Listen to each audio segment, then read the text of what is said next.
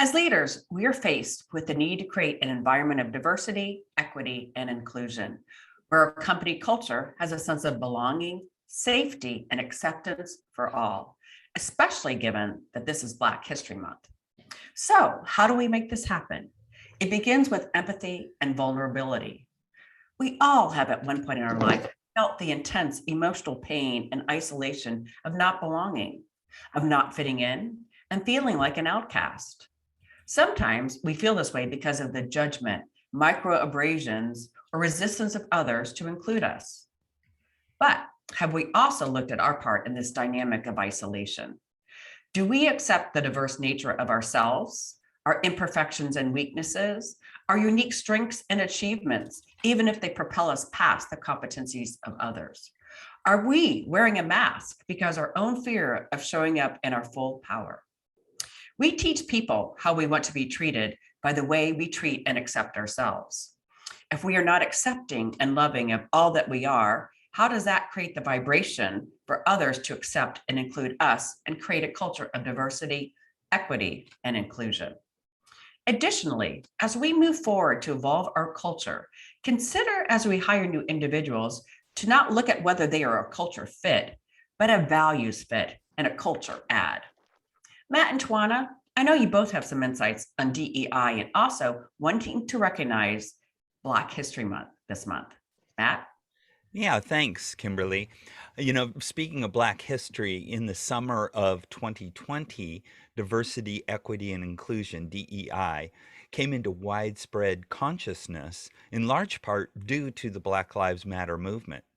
Did you know that that was the biggest feet on the street movement in US history? And it lasted the entire summer. During that summer, I was on a Zoom call with a number of company executives who were discussing how they could show solidarity with the movement and be better allies. The question was posed by an older white guy like me, so I was very interested. The facilitator wisely advised that the single simplest thing that I could do was to simply bring up the topic in my circles, my social circle, my family, work, networking, and that if I didn't bring it up, it probably wouldn't get brought up. So I've taken that advice to heart, and I make sure, especially during group discussions and decision making, to ensure that the DEI perspective is represented and considered. And I believe that as leaders, this is something we must do. Both through our words and our actions, we can demonstrate the importance of creating an inclusive and diverse society that's welcoming to all. Twana, what are you thinking about this month? Thanks, Matt. As we celebrate Black History Month, one of our critical life impacts for this year, mental health, pays homage to the 2022 Black History Month theme, Black Health and Wellness. One other critical impact imperative for us this year is DEI, diversity, equity, and inclusion. It acknowledges and pays homage to the cultural reformation witnessed in the Roaring Twenties.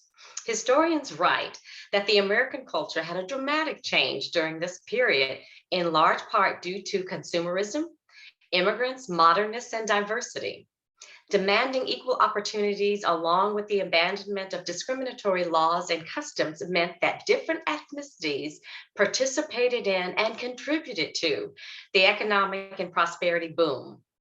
The cultural reformation of the 2020 has ushered in DEI for economic prosperity and better quality of life. Leaders, your dashboard must include KPIs that measure your integration of DEI and belongingness. Our community leaders, share with us, how are you measuring your efforts to positively impact and improve your organization through DEI and belongingness?